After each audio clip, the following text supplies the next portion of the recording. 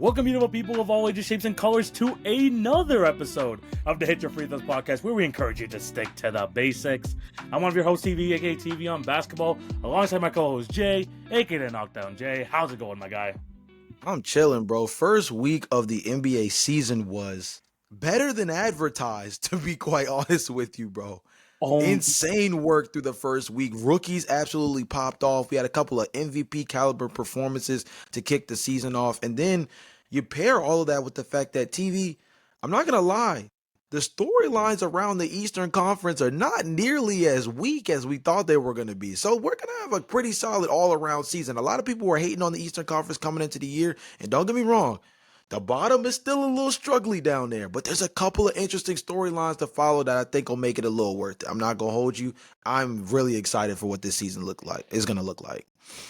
Yo, the top of the East, the thing is, the top of the East feels like it's set. The middle is going to be freaking crazy by the end of the year, bro. There's so many teams kind of in that mix, including both our Raptors and the Chicago Bulls, which is crazy to say going into this, but yeah, there's a lot to talk about. Like Jay mentioned, the rookies are going nuts right now. We have some, multiple 50-point games to start off the year already, and we're only in week one.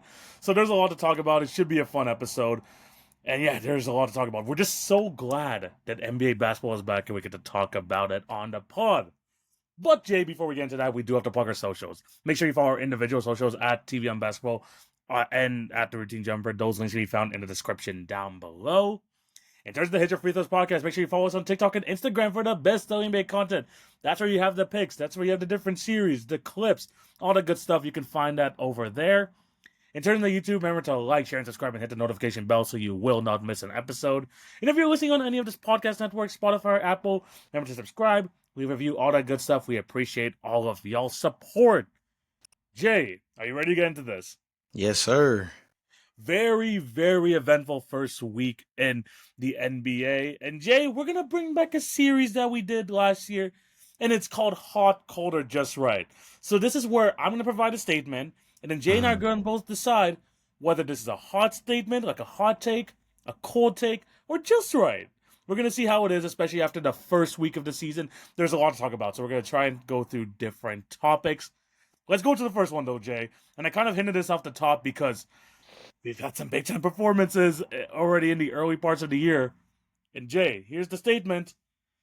There will be over 20 different players who will score 50 points in a game this year. Do you think that's hot, cold, or just right? I'm not going to lie. That low-key feels like a cold take. And that sounds kind of insane. But with the offensive output that we've seen through the first week, we've had a handful of 130 something points scored a handful of times throughout the first week of the season. I think that's a cold take because I think there could be more than 20, honestly, that kind of get the job done, if I'm being honest with you.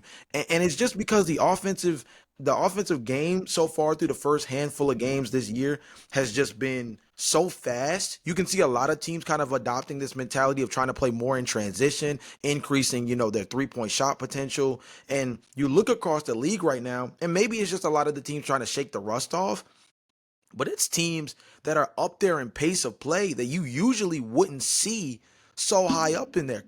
One of them being your Toronto Raptors are one of the fastest teams in the NBA. I believe the Denver Nuggets are another team that's up there in pace of play right now. And this is without Westbrook too from last year. That's exactly crazy. There's some of these teams that are just playing real high up tempo basketball. The Indiana Pacers still feel like a high up tempo team without Tyrese Halliburton. Granted, they're without Ben Mathurin for a little bit as well, but they've been a team that still kind of is maintaining their identity. The Charlotte Hornets, the Memphis Grizzlies are one of the fastest teams in the NBA this year. There's so many teams that are trying to play with this high tempo offense this year. And again, maybe it's just to shake the rust off by getting after it early and often. But these offenses are putting up points, TV, in a hurry too. So the idea of there being multiple 50-point games, 20 different people that kind of reach that feat, it's not the most insane thing that I've heard. I'm going to say cold. Closer to just right than cold, but I'm going to say cold because I think there's a real chance that more than 20 guys get it done.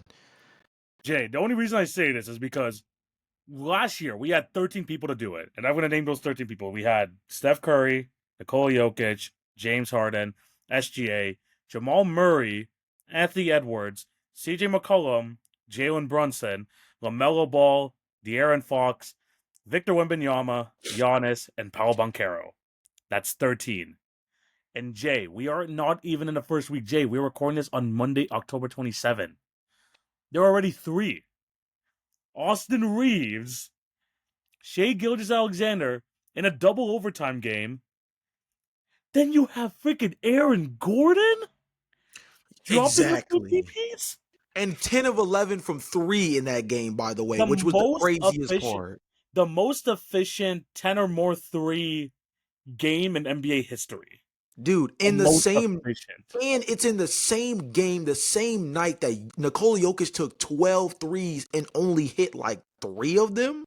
I thought it was it 3? Okay, I thought it was a bit Yeah, less. I I thought think it was I 2 think or he took 1. 12 3 because I Yeah. think I did a parlay for that night too that I said I think he needed to hit like 4 and he only hit like 3 of them or Okay, got something like you. that. Got you. But yeah, I mean, no, insane by Aaron insane. Gordon. And the thing is like, I mean, you see it in the points per game. Jay, currently there are 11 players averaging over 30 points per game in the season. I know it's only 2 games, but Yeah. that kind of goes to your point. The high octane offense, the amount of buckets being scored from guys that you don't really expect either.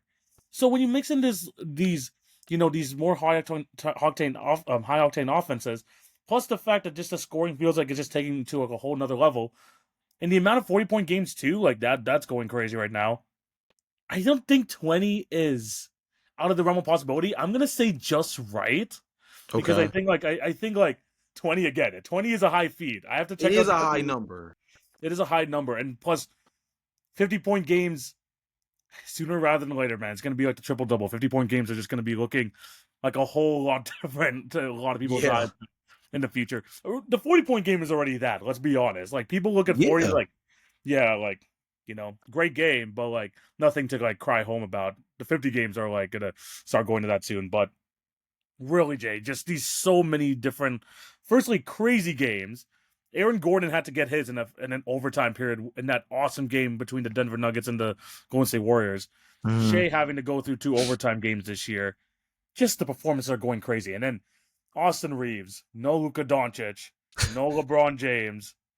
The poor Sacramento Kings, bro. We might even have to Yeah. talk about them a little bit later. But who letting Austin Reeves. By the way, remember last night I went with a parlay where I had 39.5 points, rebounds, and assists for Austin Reeves.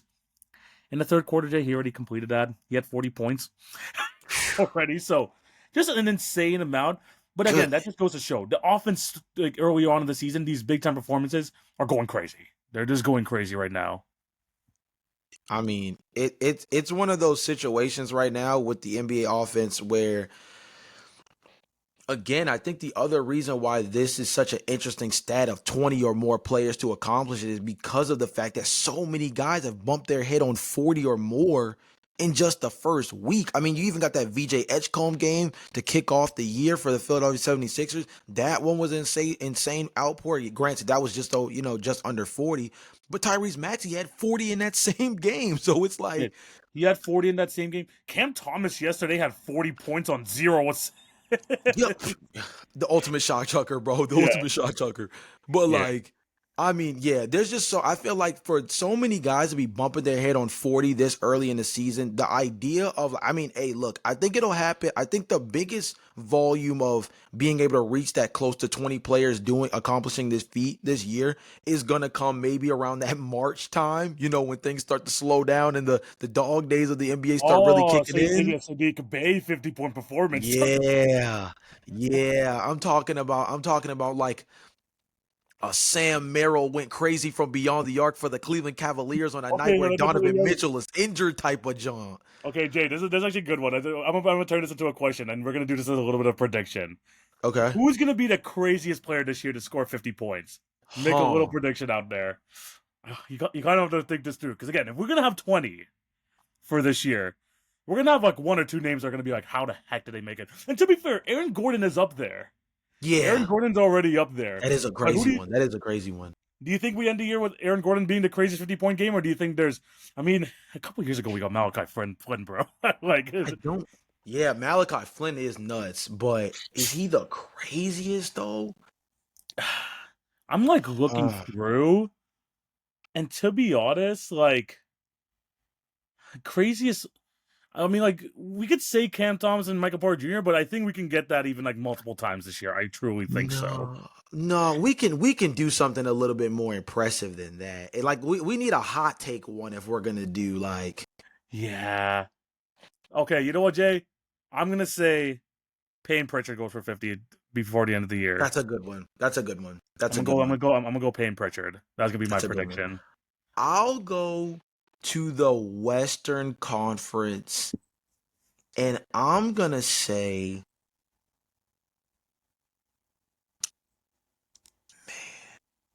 you know what?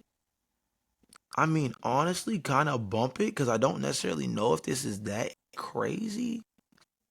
But I think Jalen Green gets a 50 ball on this Suns team. Definitely, yo, definitely possible. Yeah.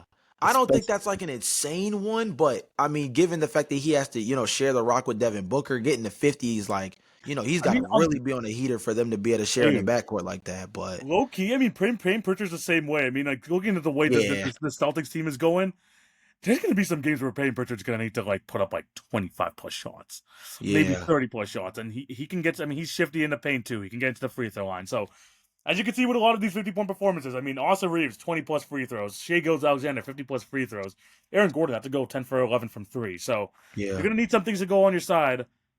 I went Payne Pritchard, Jay went Jalen Green. If we're gonna get to that 20, we're gonna need some guys to do like some like guys out of nowhere to do it. So I think those are some good picks. We want to hear your guys' thoughts down below too. If you think there's gonna be any other random 50-point games, who's gonna be the most random by the end of the year? Jay, let's gonna move on to the next statement. And Gotcha. this 2025 NBA rookie class is Mhm. gonna be a generational one. And what I mean by generational, Jay, we know what we mean by generational. The 2003 draft class, the Yeah. 1996, the 2018 at this point. I feel like 2018 is going to start creeping into those conversations, with the Trey Youngs, the Luka Doncic, Jaren Jackson Mhm. Jr. But along those lines, in 1984, obviously with Michael Jordan and all those guys, is that a cold, just right, or hot take? So I'm gonna say right now that that's a hot take, only because I feel like the depth just really has to show itself out. We've seen the star guys at the top really kind of play insanely well. When you talk about Dylan Harper, been really consistent so He's been far through the great. start. He's been He's awesome. been great as the fill-in for Yeah. De'Aaron Fox so far this season. And hopefully, when De'Aaron gets in the mix, that'll be a really solid backcourt trio with him, Stephon Castle, and De'Aaron Fox. Like then you got It's one a of the good best problem to have, backcourts. bro. It's a good problem to Yeah. have. Yes, that's a great point. That's a good problem for the San Antonio Spurs to have. But Cooper Flag, he has that tough game to open the year off against San Antonio. But kind of slowly but surely putting things together and has a really solid game the other night. And he's playing out of position. They got him playing point guard. So one only knows that if he can kind of get back into like more of his natural role on this team, that he can really thrive in that front court next to Anthony Davis and Derek Lively and all that great stuff like that too. So they just need to get themselves a point guard, and I think it'll really help Cooper Flag. But Trey Johnson has been solid so far for the Washington Wizards. Cedric Coward just Jay, absolutely cool. we have to talk about Cedric Coward because this was one Yeah. of our guys going into the draft. Yes, yes, This was yes. one of our guys going into the draft, and currently we love the fit when he went to the Memphis Grizzlies next to John, next to Jalen Wells, and all that. Bro, he could be like seems like the perfect Desmond Bain replacement. Yeah, he's played really well. Conka Nipple has been like a really solid Yeah, fill-in. for He sure. got bumped down to the bench recently as like the sixth man off just because Colin Sexton has just been that effective for them. But he's still been really good for the Charlotte Hornets, who look kind of decent right now. I'm just saying they look kind of decent through 3 games. Don't want to overblow it.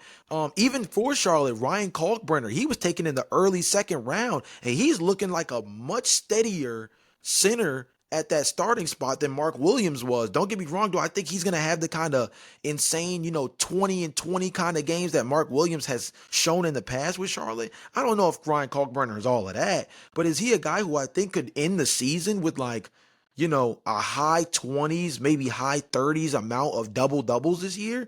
Yeah, because he's a really steady force on the rebounding tip for that team. So, like, when you look across the board, this rookie class, they have definitely showed up and showed out in the early portions of this season. Again, very small sample size, but all time is going to have more to do with how many guys are really like kicking at that all-star caliber level.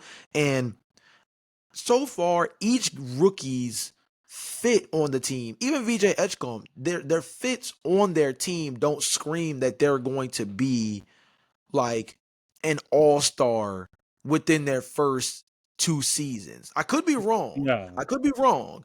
And Cooper probably has the straightest pathway to that, right? Yes. Given the fact that Yes. the investment in him by the Dallas Mavericks kind of says that they need him to kind of get to that level as soon as humanly possible.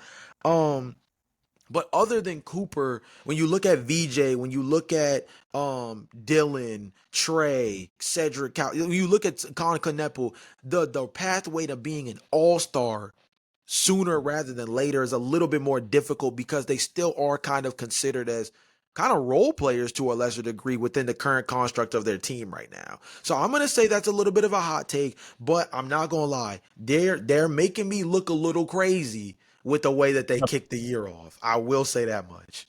They're showing a lot, bro. The thing is, remember, this is only the first 2 games. We Whew. talked about how there's a lot of time for the 20 guys to get 50 points. There's a Yeah. lot more. There's a lot more time for these guys to like kind of get their footing in the NBA. I mean, VJ Edgecombe has looked awesome to start the year. Cooper Flag, Phew. bro. Do you remember when? This is back in the Bucks days, but like, do you remember when Jason Kidd was trying to put Giannis at point guard? You Oh remember like, yes. back in the Yeah. day? Yeah. This feels like the same thing he was trying to do with Cooper Flag. Not so that he could be like a point guard full time, but to really improve his playmaking skills. And Jay, I watched that game versus the Raptors yesterday. Bro was freaking throwing lobs with ease to like the Cooper Flags, sorry, to the Derek Lively's, to the Anthony Davis on team. And I mean, you got a lot of bigs, you got to put them to use. And Cooper Flag being able to set them up for lobs is definitely a big plus there. But just a lot of great guys, a lot of great performances already. You mentioned Trey Johnson. We didn't even have to go through guys like Jeremiah Fears, who's having like a solid start over there in New Orleans. Yeah. Walter Clayton Jr. had a good first game versus the Clippers. You see people like Igor Dedman, who's having like some solid performances. A lot of these rookies getting minutes. Jay, this feels like the opposite of last year, where it took some time for the rookies to kind of get going because Mhm. they were such like it wasn't a great draft class. It took them like some time to get into their flow. They're throwing this year. I feel like they're throwing these guys into the fire, like right away. Definitely. I definitely agree with that. And they're performing pretty well. I mean, like Trey Johnson, I'm very happy with as well to see what his development is going. But there's a lot of good players already in this class. But man, I think out of all these guys, I think like in terms of like making an impact for like a true impact, like as like a number 3, 4 option, I want to continue to talk about Cedric Howard because, bro, his shooting splits are crazy right now. Yeah. His shooting splits are And kind he's of coming off of a knockdown 3-point shooting game, 6 for 6 from beyond the arc to get himself to 27 points. Like he's filling in as like that guy that can be that floor spacer on the wing with them. The Memphis Grizzlies, dude, they're a team that when it comes to drafting, they just don't know how to miss, dude. I mean, last year it was Jalen Wells. Obviously, and Zach Edey, both of them are like both like contributors to like their starting rotation. Yeah. Even from a non-draft standpoint, remember Scottie Pippen Jr., I think he went undrafted or he was drafted in the second round for them. Yeah, by the Lakers, but then they picked him up and But then they picked him up. Like that's another talent evaluation of like a second draft pickup because Scottie Pippen Jr. didn't play that long for the Lakers. So like you're looking at this Memphis Grizzlies team and like you're just like, dang, they here they go again, just being able to hit on another young guy with high potential. That just the main thing is I think Memphis has been really good at being able to get guys that despite being youthful, just know how to play the game out the gate. And that's the thing about a lot of rookies, right? You tend to use this word potential or you tend to use this word raw when you talk about athleticism or their skill set or different things like that. But the Grizzlies team, they just continue, regardless of who the head coach is, from an evaluation standpoint, they just seem to always be able to get guys who just know how to be high level contributors, fill in as like stars in their roles, so to speak, like out the gate. They're not having to figure much out. It's just kind of like come in and play exactly what they're asked to, exactly what they're asked to do, and they do it at a high level. And Cedric Coward, I think he has the upside to be, you know, this might be me going out on a limb, but I think Cedric Coward's going to end up starting over KCP before the year is over. I think it might 1 happen million, before the 1 million trade percent. deadline. One million Yeah, percent, especially with the defense he gives you as well. This guy's a yeah, solid defender. yeah. And KCP's shooting less than 30% from beyond the arc already through the first handful of games. So he's looking just like he was with the Orlando Magic last year. And if he's not going to be a knockdown 3-point shooter and he's not going to be a big time defender, you might as well give Cedric Coward the runway to go ahead and take that starting two guard slash, small forward spot. Because I mean, what else? What else do you have to lose? I mean, you already hit on Jalen Wells. You got Zach Edey, like you said. Triple J has been good. John Morant looks back to, the guy that a lot of people were putting in that top 5 point guards in the NBA conversation. Why not let Cedric Howard run, knowing that he, has the Yeah. upside of a guy who might be just as, if not way more effective than even a high productive version of what KCP could be for this team. Yeah, no, honestly, this really felt like, they drafted Desmond Bain, like, again, years ago as a 30th overall pick, and he felt like he made an impact immediately on this team. Cedric Howard is giving that same vibe, bro. Giving that exact same vibe. He's 8 for 11 from three to start the year. Yeah. 70% from the field. He is fitting in right away. This team, we didn't even talk about Javon Small. Javon Small is coming off the bench and actually Yeah. wanting some good minutes for them too. Like, I don't know about these Grizzlies, like where they're able to just find these guys and make them like key contributors right away. You could think of the time where they just bring in Salty Aldama from a few years back. He became an instant contributor. You look at all these guys. Dylan Brooks became an instant contributor, even though he was a second round pick from like years back. The Grizzlies just have a damn good scouting department. I think that's something that we realize. Yeah. And mixing in with like John Jaren, who's making a lot of money, you need to make sure you get people at these like smaller contracts, these more controlled contracts, to make yourself like really, really effective. And I think people like Cedric Coward, people like Jalen Wells, people like Javon Small, they're gonna provide some like really good value in the next few years. And that's what's gonna keep the Grizzlies competitive. Does this mean they're a playoff team? I'm not sure, because again, the loaded West is gonna be tough for you to find space there. But are they gonna be Yeah. in the mix? 1 million%. I still think they're still gonna be in Definitely. the mix. Definitely. Very, very excited for this team, bro. Even like every year, they feel like they become like a very fun team to watch, especially during like the years where they're in the playoffs. It's just these last Mhm. couple of years, man. They had to deal with some injuries. Hopefully, they can move past that and have a better year this year. All right, let's move on to the next one, Jay. Next statement. Again, we're gonna go caught cold or just right. The Orlando Magic, Jay, and I hate to Mhm. do this to them, but they may be the worst offense in the NBA again this year. Caught cold or just right. Okay. So I'm gonna This say is that not this new. This is is not new for them, Jay. I know. And this is where maybe I'm deviating from the norm here. I'm gonna say that the Orlando Magic being, are we saying the worst offense or like bottom 10? What are we You know calling them? what? I'll say. I Because was they've gonna. been a bottom Let's do 10 bottom five. offense. Well, Bottom let's say bottom five. 5? We'll go bottom five. Okay, I'm gonna say that that's a cold take, and here's my thought process. The Orlando Magic are in a transition period right now, not only with trying to incorporate Desmond Bain, who obviously adds to more on ball responsibilities, as well as creates a new element of trying to get things like open 3-point shots established, something that they weren't really good at getting done last year.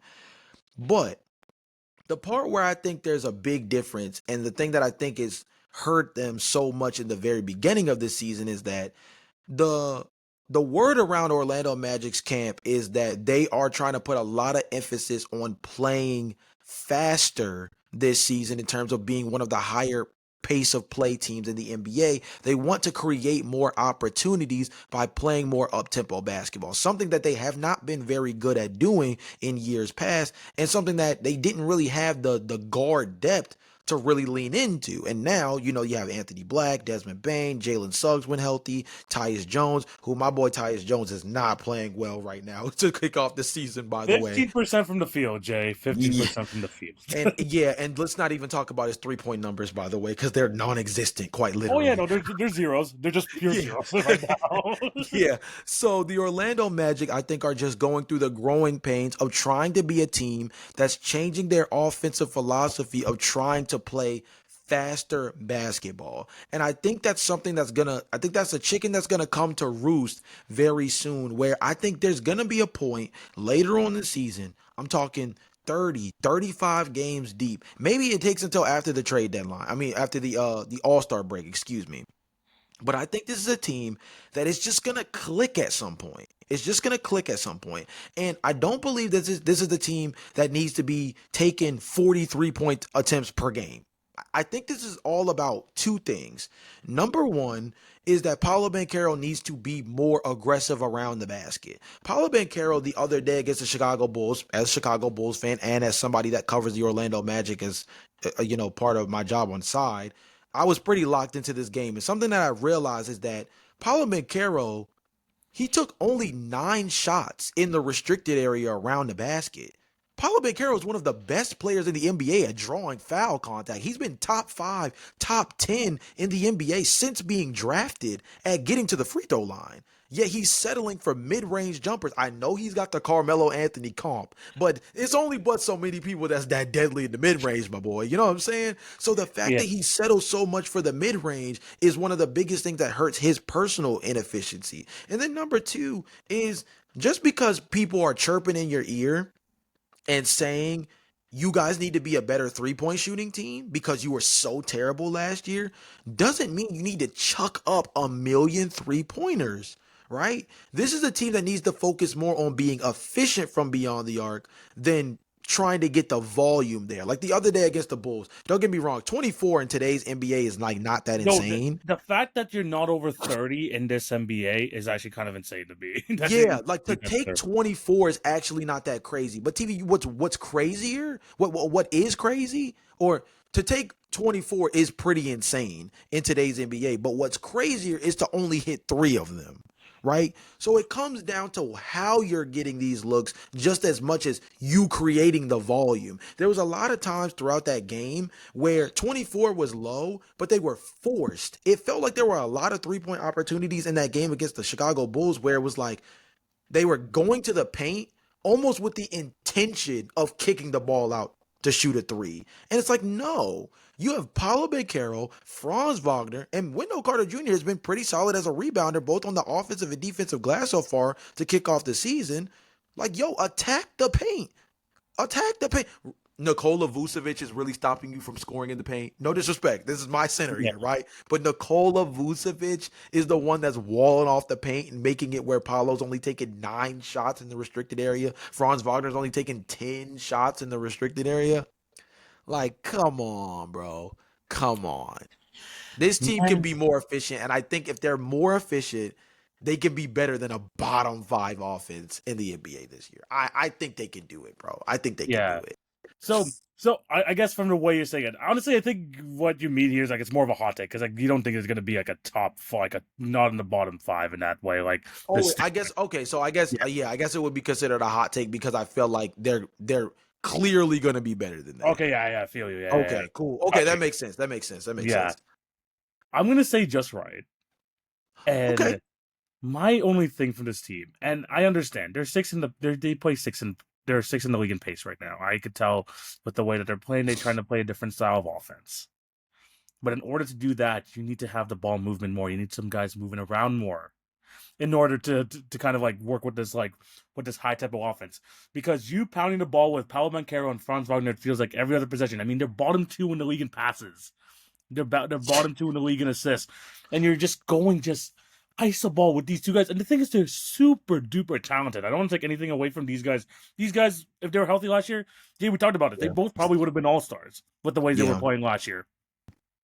But the fact that you have these two guys not being able to pass the ball as well, and just just generating, like you mentioned, like just a lot of just bad, like mid-range shot opportunities, especially if you're Paolo Banchero.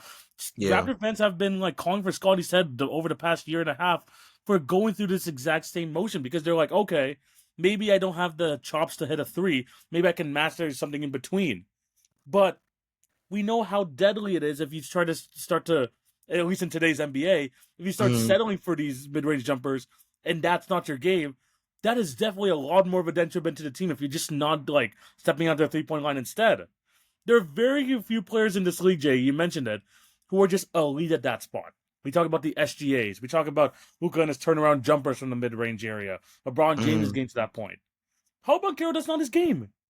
How about Carroll, like you mentioned, is amazing when you go downhill, get to the Yes. free throw line, and is one of the most aggressive players in the league. And currently, right now, he is not doing that. And making all these mid-range jumpers, and it's not like you're like, at least as a playmaker too for Paolo Banchero, these are not leading to like, crazy good looks for three. They're not even attempting that many from three. I mean, I don't know what's happening in that Orlando Magic system, but even Desmond Mhm. Bain can't even hit threes. Yeah. Yeah. And he's supposed to be the guy who's supposed to be opening up the game for you. And I'm not gonna say anything bad. I mean, they did something to. I mean, KCP last year was already kind of like rough for them. And you think that bringing Desmond Bain is gonna help fix that, and so far so bad. But at the end of the day, we know what this Orlando Magic team is. They're gonna play great defensively, and so far this season, they still have been. The Yeah. offense needs to have. I appreciate the try and change of it, but clearly they just don't have the players to make it work right now.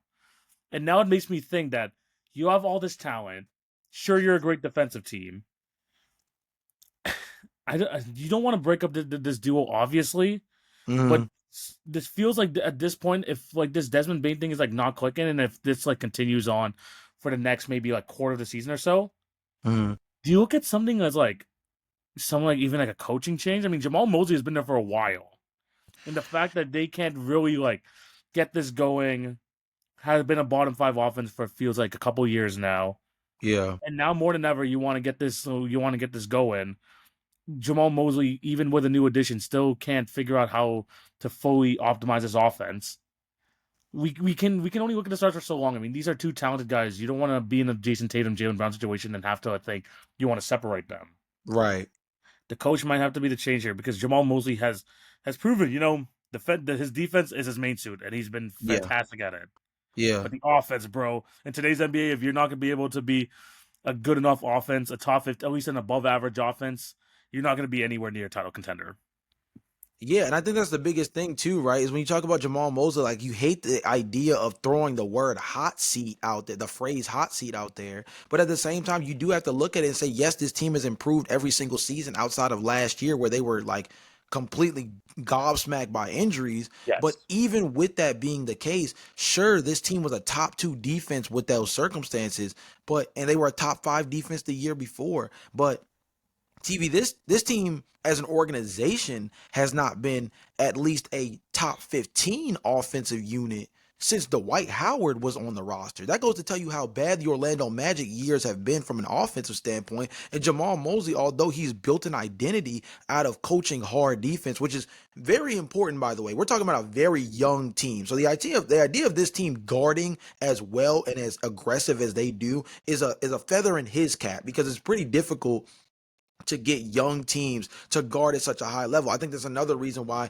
despite all of the off the court stuff that's going on right now, I think it's so impressive that the Portland Trailblazers have been able to get so much good contribution defensively across the board with what they have talent wise. Like they have the talent to be a good defense, but as a young team, you're kind of surprised at the fact that they're so good defensively, especially with what they can do on the perimeter. With guys like Tamani Kamara and you have Yeah. Klingon on the inside. There's stuff that points to them being a good defense, but that doesn't mean that, that's their priority coming out the gate. And similar to Orlando, it actually is. But the thing about that is you're so limited in what you can do offensively, or you have been so limited in your creativity in what you've been able to do offensively that in a way you you're bumping your head on a ceiling that shouldn't be there. Like with Paulo Beccaro and Franz Wagner as a duo with Desmond Bain added, this team kind of should auto be at least top 15, just given the fact that you have two guys that Talent are wise, for basically, sure. I Talent mean, wise, yeah. but even statistically, that's three guys who Yeah. averaged over 20 points per game just last year. That's 60 points from three guys. You would think logistically, you have three guys that average, a combined 60, nearly 70 points per game. You have Jalen Suggs, who adds in another 15 points per game. You have one of the better benches in the league in terms of having Anthony Black, Tyus Jones. I think that Tristan Da Silva is really, really solid for them at the wing spot. Like, this team should be walking into 125 points per game, if I'm being honest with you. And it feels like they're nowhere close to really being that kind of consistent offense on a night to night basis. So it feels like they're hitting their head on a ceiling that shouldn't be there. There feels like there's another gear they should be able to get to. And right now, they're kind of just struggling to get there. If they feel capped, like you mentioned, they feel capped. There's like some sort of ceiling there. And that is basically the ceiling that could possibly take them to title contention because their defense has shown these last 3 years, it'll be elite no matter who they have on the roster. Jamal Mosley has built that identity for them. They've had some moving pieces here and there, but at the end of the day, they've been able to maintain their identity as a top 5, top 3 defense in the NBA, and you want that from a title contender. Yeah. And the thing is, like, you can excuse bad offense to a certain extent, but the thing is, bad offense in the NBA, especially if you're a title contender, means you're just like what, outside the top 10 at worst, if you really want to be a true title contender. And the Yeah. fact that you're at number 30, you've been in the bottom 5, bottom 10 for the past 3 to 4 years, especially Yeah. especially specifically looking at this core. That Yeah. means, like, until, like, again, a culture shift happens, a change in sort of offensive philosophy, you're not going to be able to keep hitting that wall. You can win 50 games all you want. You can make it to the second round, but you're not going to be able to outscore, as you've seen last year, a hurt Celtics team, and you're still going to be kind of hitting your like head on the wall, saying, like, "Man, we actually did a good job stopping them, but we Yeah. can't beat them in a 7-game series because we just don't have the offensive productivity to do so." So, I mean, hopefully, again, we don't want to overreact because it's the first 3 games of the season and all that stuff can change. But at the end of the day, this feels like it's more of the same more than anything. It's like, I feel like when you look at a lot of these teams, you're like, okay, this feels different here. Oh, you can tell that a new coaching changes happen here. And Right. you would hope that there was like some sort of offensive change with the addition of Desmond Bain. That is a big upgrade over someone like a KCP, especially on an on-ball Exactly. perspective. But Jay, we're both in agreement here. It feels more of the same Orlando Magic basketball that we've seen the last 2 to 3 years. And I think that's the Yeah. problem here. And I think they're not going to mess with the lineup right now. Again, the talent is just there. That's why if anything is going to change first, I hate to do it. I mean, we talked about this with Sanji Bandello when when the New York Liberty couldn't reach expectations in the WNBA. The Orlando Magic feel like they should be getting to that point too as part of their trajectory, but they keep hitting this wall. So I think if anything, Jamal Mosley might be the next guy up, and I think like he's in a hotter seat than a lot of people think. Yeah, and actually that's a great way to kind of cap off the convo. I do think that the expectations of this year, given the fact that Indiana is in the situation that they're in without Tyrese, the fact that the Boston Celtics look horrible right now. They go And you bad. want to talk about bad offense? Let's talk about a team that's terrible at rebounding the ball this year. Peyton Pritchard's their second lead rebounder on that team this season so far. Like, there's some teams right now that we have real questions about in the East. Even the Cleveland Cavaliers, who without Darius Garland look like they're kind of trying to find themselves at that guard spot between, what they're doing with Lonzo Ball and everything else. So, I mean, even experimenting with Donovan Mitchell at point guard in the early going. So there's a lot of questions in the Eastern Conference, which opens up a window for the Orlando Magic. I mean, this is a team that, I think you make a really good point. If this team doesn't at least get out of the first round this season, there are going to be real questions to be had, and deservedly so, despite the fact that I think Jamal Mosley is a damn good coach. I think it's just going to be deserving to at least question whether or not he's the guy to help them take that next step. When you look at how inconsistent the buildup between his defensive philosophy improving from a season to season basis versus offense has been stagnant, if not worsened, every single season under his tenure. So It's gonna be the Orlando Magic are in an interesting spot, and they're gonna be again another one of those interesting Eastern Conference subplots. Coaching, hiring, and firing is always one of those things a lot of people tend to zero in on. The Orlando Magic quietly are in one of those conversations where if this team does not, play up to what they're capable of based off of what the on paper roster says, it's tough, bro. It's tough. Jay, I'm gonna end it off with saying this. We seen last year at the end of the season, Mm, the Denver Nuggets fired a head coach with 10 games left. We seen with the Memphis Grizzlies, they fired a coach with what, like 4 games left? yeah, The Orlando Magic are yeah, probably looking at this year, especially with the way the East is looking right now, and thinking, we are like an average offense away from being like a real threat here. yeah. What's stopping them from making it like a quick turnaround? Because I think like Jay, if we see a bottom five offense for the next quarter of the season, Hmm. I think I think Jamal Mosley's in the hottest seat in the NBA. If this becomes a bottom five offense, if he continues to stay here, Whoa.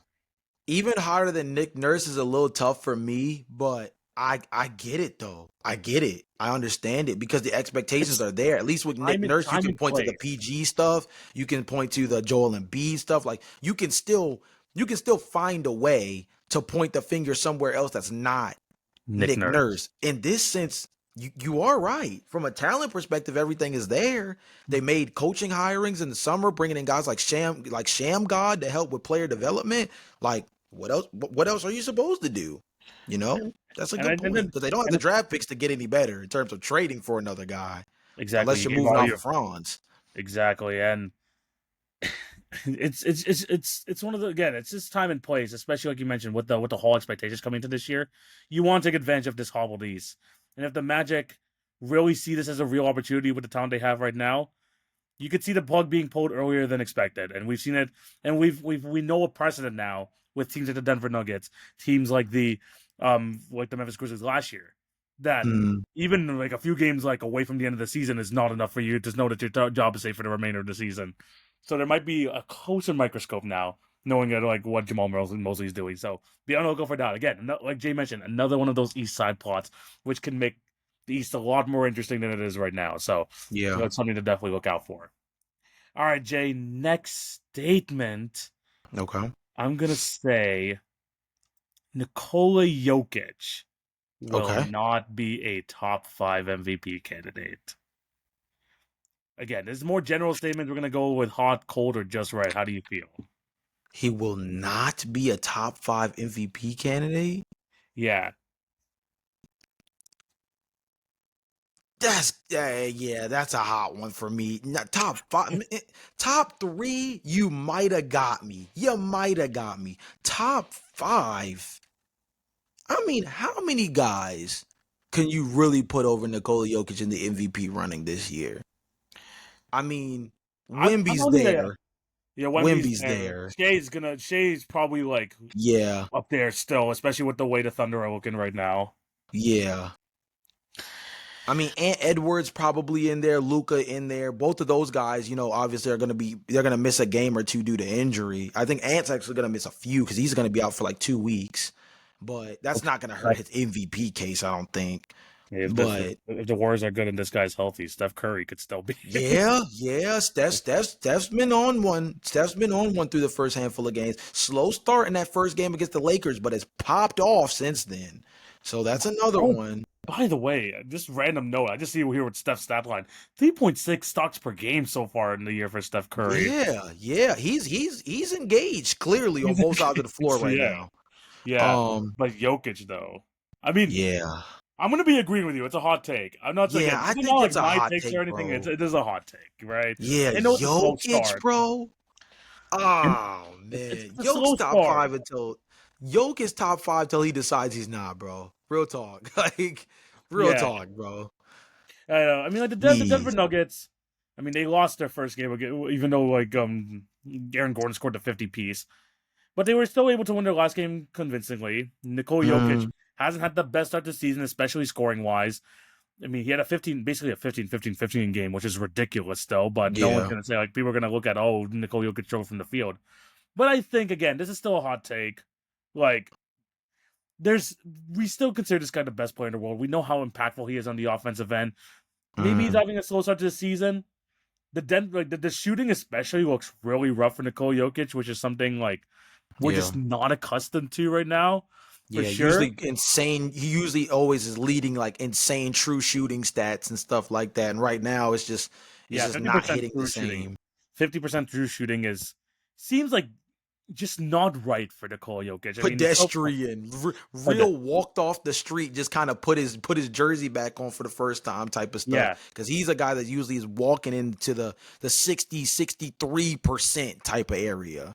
yeah. Honestly, I feel like this is more just like a slow start. I mean, we're saying that an 18, 13, and 14 start to the year is kind of tough, but like What the he's the, heck? the shooting is rough. I mean, like I don't know if there's like some sort of like underlying injuries or anything like that, but like he had definitely has looked rough to start the season. The Denver Nuggets still look good. I think like Mhm, I think the offensive workload, especially with the addition of Cameron Johnson, the fact that you actually have good backup center play with Jonas Valanciunas, mhm. maybe Nikola Jokic feels the need to step back a little, but I think by the end of the year, he's still going to be like what a 30, 10, and 10 sort of player. And the Nuggets, if they continue to play well, be like a 55 plus win team. It's hard not to imagine that he's not going to be in the top five. He's probably like, honestly, he's closer to being a lock, in my opinion, closer to being a lock in the top three than he is to missing Mhm. the top five. I agree. I agree with that wholeheartedly. I think that's a great way to sum it up. Is like he's just he again. In my personal opinion, I just think he's top five until he decides he doesn't want to be. I don't think his efficiency issues are going to hold him out of being in the top five conversation because the numbers from a production standpoint are just still going to be too dang good. So I think that his numbers are going to carry, and I think the efficiency is going to get better over the course of the year. I think you always have to take stuff like efficiency with a grain of salt in the early portions of the season because of the fact that these teams are kind of in a sense, shaking off the rust and everything else of, coming off of a long off season and things of that nature. I think that this is going to be a Denver Nuggets team that is still primed to be one of the top teams in the Western Conference, and that only gets done if Nikola Jokic is a top five MVP caliber player, and I think he's going to do it. I think he's going to do it.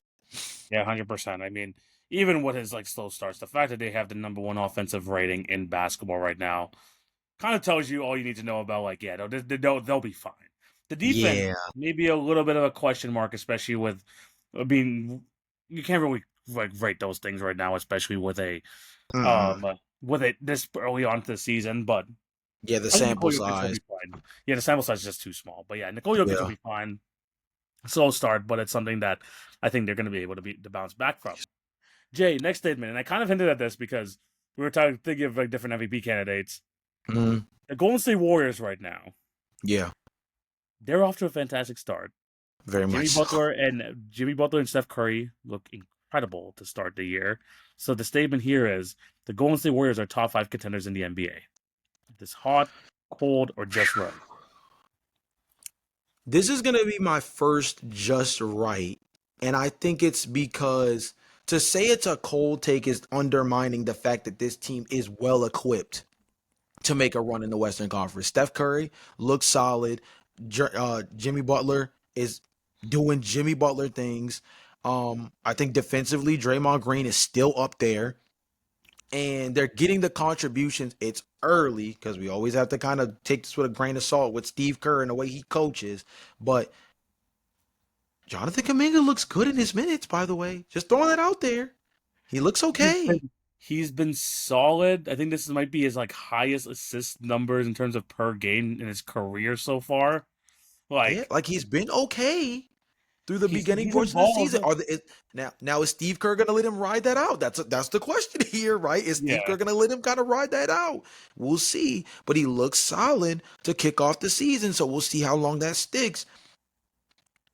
The reason why I say just right versus like cold or hot is because I think that's right about where they fit, right? In the Eastern Conference, you think Cleveland Cavaliers win healthy, and you think New York Knicks. Those are the first two teams that probably like stick out at you from the Eastern Conference. Then in the West is a little bit of a dogfight, but the mainstays that are probably there, like the Denver Nuggets and the Oklahoma City Thunder. But Yeah. that third spot I think in the West is pretty up for grabs, like pretty calmly up for grabs. I mean, you could Yeah. say that the Minnesota Timberwolves are in that convo. I think that Golden State is firmly in that conversation. I think the Lakers, when healthy, have to at least be in the discussion as well, right? But Yeah. I think when you get to that third team in the West, it kind of just depends on the circumstances and the road, the road like best traveled. And I think the Golden State Warriors have a really good chance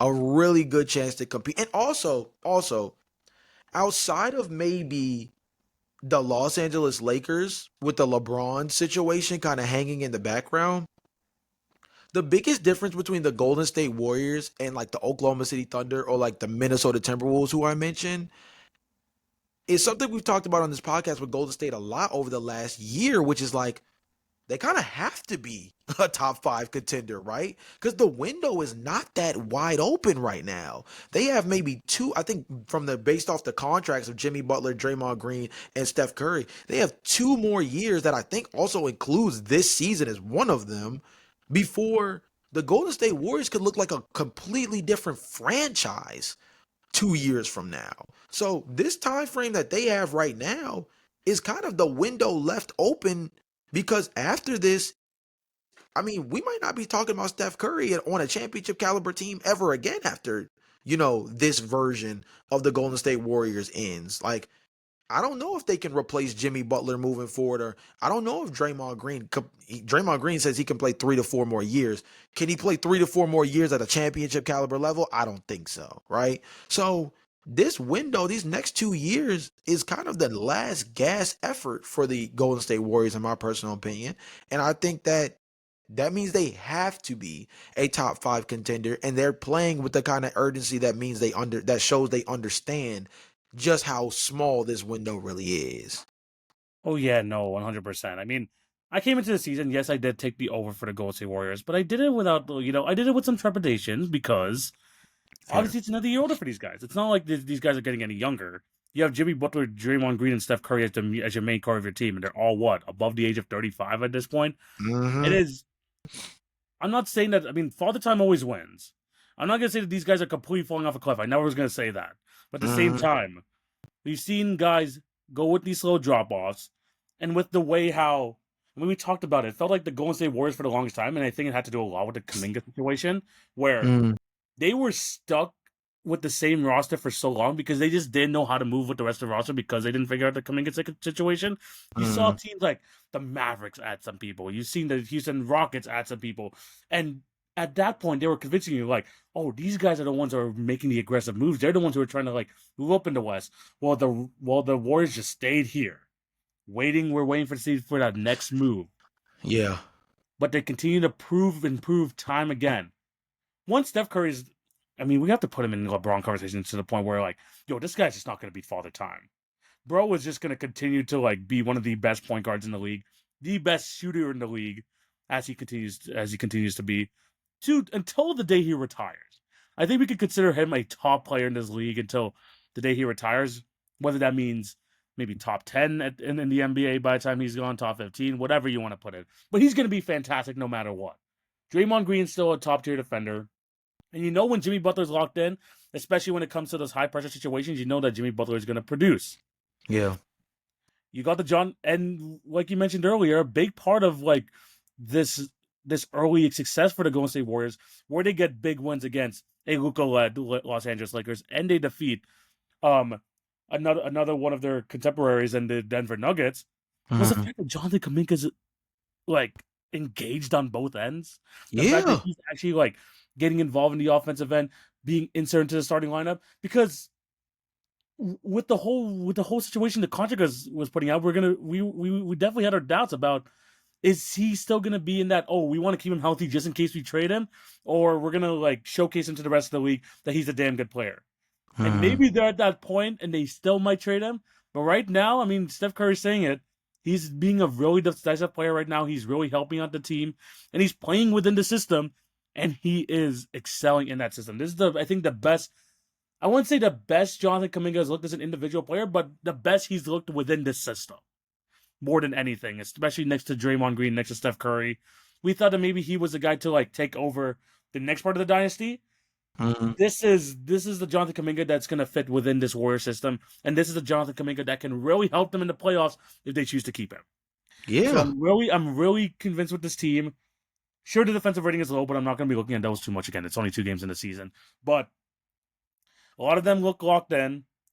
The only thing really stopping them, like we mentioned in years past, same thing with this year, is going to be the injuries. We know that eventually, like in an 82 game season, it's going to be grueling. I don't know if they have the Mhm. depth that some of these other teams that we mentioned in the past and mentioned in the rest of this league has. Yeah. But as long as those 3 guys are healthy, this is a damn good basketball team, and they definitely have just as good of a shot as anyone in the West. I completely agree. I mean, they're in a really good spot right now, and I think that they can't be slept on in that Western Conference. And again, it feels like the Oklahoma City Thunder are like very calmly at that top spot, still surviving 2 Fair enough, back-to-back and fair enough. overtime Yeah. games. Yeah, and mind you, they're doing this without Jalen Williams. They missed Case and Wallace in that game against Indiana. Caruso, They were Caruso missing. missing Yeah, too. Caruso's missed time as well already in the early part. Like if this team, when this team gets all the way right, yo, like We seen yo, yo, so we they seen don't worry, we seen the playoffs, bro. We seen the playoffs. We know yeah. this team can lock the F Ed. Yeah, Yeah. so they're gonna be fine. Nikola Jokic in the Nuggets, they feel like a team that's gonna really hit their stride very soon, and they're still kind of like feeling the growing pains of their team looking kind of brand new while still looking the same. Right, they're adding guys that they've had on the roster before. They've also added real talent with Cam Johnson, who's still kind of like I think trying to find his nook and cranny in the offense as a knocked out 3-point shooter for them. He hasn't necessarily knocked the three ball down at a high clip to start the year, but I think that shooting stroke is going to come very soon for him Mhm. as well. So I think there's a good sign for them as well. But like I said, once you get to that third team in the West, it's like I'm not gonna lie, bro. Like it's a pretty good spot. Like for the Golden State Warriors to be in that mix and pretty safely as well. So definitely a team to watch out for, bro. Definitely a team 100%. to watch out for. I just hope that Steph Curry can have like a relatively healthy year and just like be able to go through the playoffs because like we've seen what they could do, but an injury to that lineup and we Steph Curry had to miss like what most of the Houston Rockets series. I missed like most of the Minnesota Timberwolves series last year, and I kind of like took away all of the juice from the offense. So hopefully the Golden Yeah. State Warriors can hold on, and hopefully they can actually have like a real like last dance sort of moment for this team because I think like Steph deserves it, and I think Jimmy Butler has like definitely deserves to have at least one more crack at it. So definitely interested to see how this team does moving forward. Jay, just a couple more statements before it's time to close out. We're gonna have a little fun with a few of these. Firstly, the Brooklyn Nets, Jay. The Brooklyn Nets. I did say we were going to be they're gonna hit the 18 and a half under. But Jay, you can't lie, it hasn't been fun. It hasn't been it's been a fun watch. So my statement is the Brooklyn Nets will be the most fun bad team in the NBA. Hot, cold, or just right. I It think is that's a hot take okay. because I don't. I think that also depends, right, on who we define as being the bad teams this year, right? Because I mean, I was thinking that too. So like, they're gonna be in the mix with like the Pelicans this year. They're probably gonna be yeah, in the lower parts of like the this. Pacers are 0-3. Are they going to be more exciting than Ben Mathurin and Pascal Siakam with the Pacers? Like I don't think so. Keyshawn George for The the Wizards the look pretty Washington Wizards fun, is yeah. hooping right now. Like The if they're Jazz considered a haven't bad looked team. horrible. Like Yeah, I mean, I was about to say like the Wizards, the Pacers are in that conversation. I mean, the Blazers are gonna be. I think. I mean, it depends on how you feel about the Blazers, but like the Blazers are in conversation for that. I think the Pelicans are. I mean, they're open out 0-2. I don't think they're gonna be a bad team per se, but like Zion Williamson is gonna be much watched TV on a night to night basis. Shoot, I don't know if the Charlotte Hornets are gonna be considered a bad team or not. They're the third best team or they're tied for the third best record in the Eastern Conference. I mean, with a million other teams, right? Obviously, but they're up there with the 76ers and the Bulls. I don't know if any of those three teams make the playoffs this year, but yeah, at the same time, like the Charlotte Hornets as a competent basketball team are definitely going to be more exciting in my personal opinion than the Brooklyn Nets. So I think it really depends on who you define as the bad teams. But let's say out of all the teams that are 1-2 or worse, where would the Brooklyn Nets rank amongst those teams in terms of like league intrigue or like watching them? They're Watchability. I probably say top three. watchability. Like watchability. Like They're watchability. probably top three in terms of like just maybe being an entertaining basketball team to watch. I think the Wizards are right there. I think the Pacers with Pascal Siakam and Ben Mathurin healthy is right there. And then I would say the other team that maybe is the biggest in contention is like the New Orleans Pelicans because like Zion Williamson. Yeah. I will say, I will say that this is like, I will say closer to the hot take than just right. So I'm like in between, but closer to a hot take. But I'm going to make my argument for the Brooklyn Nets. And that is, Jay, when you have a team with Cam Thomas and Michael Porter Jr., this might be horrible for today's NBA. And we've both acknowledged that. In this modern NBA, this is not what you want leading your team. Nah. But, and this is a big but, this team, or at least these two players, feel like a love letter to NBA fans who grew up in the 2000s, who loved watching Carmelo Anthony and his jab step pull up mid range jumper, to the people who love watching Dirk Nowitzki just go do triple threat moves in the post, not taking a dribble but hitting a one legged fadeaway, not having this like extra ball movement 3-point shooting. Dude, this team is a love letter to these teams to these fans who just love that style of basketball. Do you see the Yes. amount of tough shots that Michael Porter Jr. just decides Yeah. to throw up, and he hits them, and he Yeah. hits them on a regular basis. Cam Thomas will hit the craziest fading mid-range jumpers from the edge of the, near the out of bounds line, and it'll be bottoms. Now, Yeah. is this gonna result to winning basketball? Hell no. But am I Yeah, gonna okay. no way is leading to winning basketball. I don't know what the other guys in the court are doing at this point. Yeah. If it's not just getting out of the way of these two, but it feels like you took a team led by these players that we love from the 2000s, and we know that their place in time, especially with the offenses that were running back then. Obviously, there's a lot more crowd in the paint, this and that, not as much Yeah. spacing. But these guys are trying to make it work in 2025. And I Mm. respect them trying to get the bag because of it. And in terms of Michael Porter Jr. and Cam Thomas, these guys are just professional bucket makers. And at the end of the day, if you see them just doing that, I'm gonna have a fun time watching them. I watched the Brooklyn Nets in a preseason game, and I watched Michael Porter Jr. just consistently hit 3-point shot over 3-point shot on Kari Murray Boyles. This guy's the guy who has a freaking 7-foot wingspan, one of the best defensive prospects in the league. And Michael Porter has freaking Hall of Fame deadeye and just shoots over the top of him because he's a 6'10" shooting demigod. This is not gonna result to wins. I'm telling you, this is not gonna result to Bro. wins. But is it fun to see Michael Porter Jr. average 20, 24, 25 points a game on just contested buckets that he somehow is still decently efficient in? Sure. Uh, Sure. They're gonna be a horrible defense. They're not gonna pass the ball more. We're gonna see some more of these 40-point Cam Thomas performances with 0 assists. But it'll be fun. It'll be bro. fun. These two guys, I'm not even gonna say the team. These two guys are vibes. Are vibes for the Yeah. season. That's hilarious. I mean, yeah, definitely vibes. And from an offensive standpoint, you're going to see these guys both trying to put the ball up at a high clip. Definitely not a team that's going to be top 10 in assists per game by any means. That's for sure. Yeah, I mean, with the amount of cards they drafted this year, you're hoping that a few of them will try to be, lead ball handler on this team, trying to find a way to set up this offense. Nah, Nah. nah, Nah. not with Cam Thomas and MPJ on the floor, bro.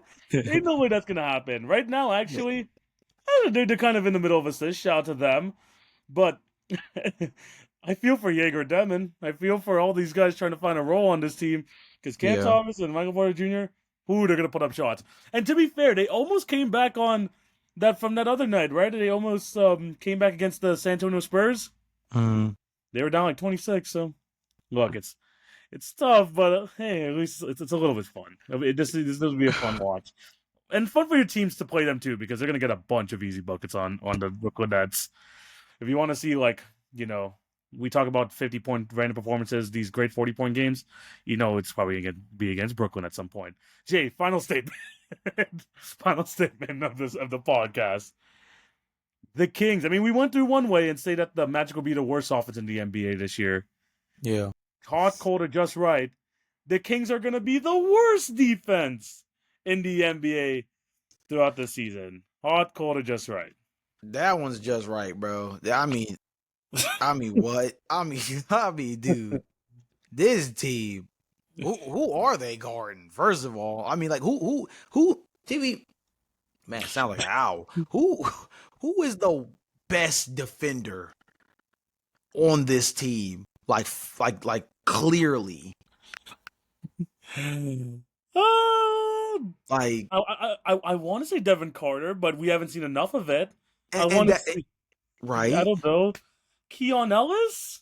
I mean, Keon Ellis would probably be the right answer, but again, kind of a sample size issue with Sacramento with the way they run Their their unk lineup, like their version of the young shit. yeah. I mean, because let me check the actual like depth chart Bro, here. it's yo. This Kings team is gonna be a rough watch this year. Yeah, Keon Ellis is playing 16 minutes. He's playing less than Neat Clifford. Like Yeah, he's arguably your best. I mean, okay, maybe you would say your best point of attack defender is maybe Dennis Schroeder. Jay, you not any of these names are not filling me with I know, bro. I confidence. know. I'm shooting from deep, and it's not going. There's a lot of Denzel Valentine going on right now, but like, it just goes to show you what I'm trying to say is like this. I mean, this team is not built to defend. Like, they're just not built to defend. I think is what I'm trying to get at, and I think that's the part where it's like, I mean, let's look at it like this: Zach LaVine, DeMar DeRozan, Malik Monk, Dennis Schroeder, DeMontis Sabonis, Russell Westbrook, Dario Saric, Keon Ellis, cool. Um, I'm missing I'm Def missing an important person. He's Nico. injured right now though. Oh, Murray, Keegan. Keegan Murray, Yeah. obviously is injured, is missing the beginning parts of the season, but I don't necessarily know if that changes your defensive upside by very much either, right? So this team is this team is built to score 140, and if they don't score 140, they're gonna get whooped on a night to night basis. So yeah, that's kind of what it is right now. They're averaging 113, and they need to be averaging like 130 in order to really be beating teams on a night to night basis. So Yeah, it's tough. for a team that's trying to build around defense, the fact that they're a bottom 10 scoring team right now, not Hmm. looking the best. DeMontis Sabonis, I mean, he's been used to playing with next to, De'Aaron Fox, Tyrese Halliburton, these like really good top tier point guards. And now he has to be running DHOs with Dennis Schroeder and Zach LaVine. Like the playmaking wise, it's tough too. Like Hmm. playmaking wise, like finding a true playmaker on this team, there's probably still Damo is gonna be like their best assist guy, right? Him or Schroeder is gonna be their best assist guys for the majority of the season. And look, I'm not saying that these guys are bad players. DeMar Hmm. DeRozan still has some stuff. Still has like things. He still has a lot left in the tank. Zach LaVine, we talked about it in the offseason. Put him in the right situation, I think he'll thrive. Domantas Sabonis, a very good basketball player. Malik Monk will fit well in a lot of different situations. Hmm. Why are they together? I think that's the main question we went through like most of the offseason. Why put this team together? Yeah. This is literally Bulls West, and it feels like, at least with the Bulls now, you have some youth to rely on. Hmm. Where is this in Sacramento? Where is it right now? I mean, they couldn't even beat a team in the Los Angeles Lakers led by Austin Reeves. It's it's gonna be a tough year for Sacramento fans, isn't it, Jay? Hey, at I least mean, they're used to it, I guess. we're normalizing pain. I'm just saying, bro. It's kind of wicked out here, bro. It's kind of And wicked. this team is kind of wicked. Even freaking Nick Clifford's out with a hamstring injury too. So even the young guys that they're trying to play freaking out with injury. The fact that Dario Saric is getting 10 minutes a game in 2025 tells you a whole lot of what this team is missing. I would say blow it up if you're the Sacramento Kings. I mean, we've been saying that for most of the offseason. But Mm. who's gonna like give what assets? Like even like what assets are they gonna be able to get? It's tough, bro. I'm not gonna lie to you. This whole situation with Sacramento is really bad because they're in a situation where, like, even if you decided to fire sale, what does that look like? I mean, you basically robbed the Bulls for Zach LaVine. You think somebody's gonna let you do that again? The DeMar DeRozan thing, the only thing you're getting away with that is that he has LA ties, which might make him an interesting factor for the unction team if the Bradley Beal thing really isn't working. But why would I throw decent money at I mean, why would I throw? Yeah, why would I throw decent money at the Sacramento Kings if I'm the Clippers with the fact that you have Bradley Beal on a pretty respectable deal right now, Yep, and and not the then 20+ million that DeRozan's getting. yeah, so even if Bradley Beal's scoring like less than 10 points a game, like at least I mean, I don't know if that's exactly accurate, but he has not played good through the first 3 games of the season. But You're not even if fine. he is struggling, like you still look at it and you're like, I wouldn't take DeMar DeRozan's contract over it right now. And I mean, Russ, obviously, he's super cheap. I don't even know what you could move him for legitimately or who would trade for him. He went all summer without being signed. There was rumors about him getting phone calls about playing in the Euro League. Like it was that deep. Yeah, So the worst part about it is that this Sacramento Kings team also just doesn't have a legitimate out. And so they just kind of have to live with being this bad. And that's tough, bro. That's tough. that is tough. It's a tough start to the season. Tough start to the season. Jay, we both thought like, oh, no Luka Doncic, no LeBron James going into this game. The Kings should win this easily with their talent. I mean, they only have to deal with Austin Reeves. Austin Reeves gave them Mm, freaking 50, 10, and 10. If that yeah. doesn't give you a cause for pause, if you're at the Sacramento Kings management, I don't know what to tell you, bro. We had an Austin Reeves legacy game be put on us. So yeah, this is why I said that they were in the worst situation in basketball like a couple episodes ago. Mm, There's no really a way to kind of dump all of this out. There's not a lot of like assets that other teams want. So you're kind of stuck with your Sacramento Kings, and you just gotta hope that at this point, either you're really bad and you somehow get a bad draft pick, or just look your way into the play-in tournament.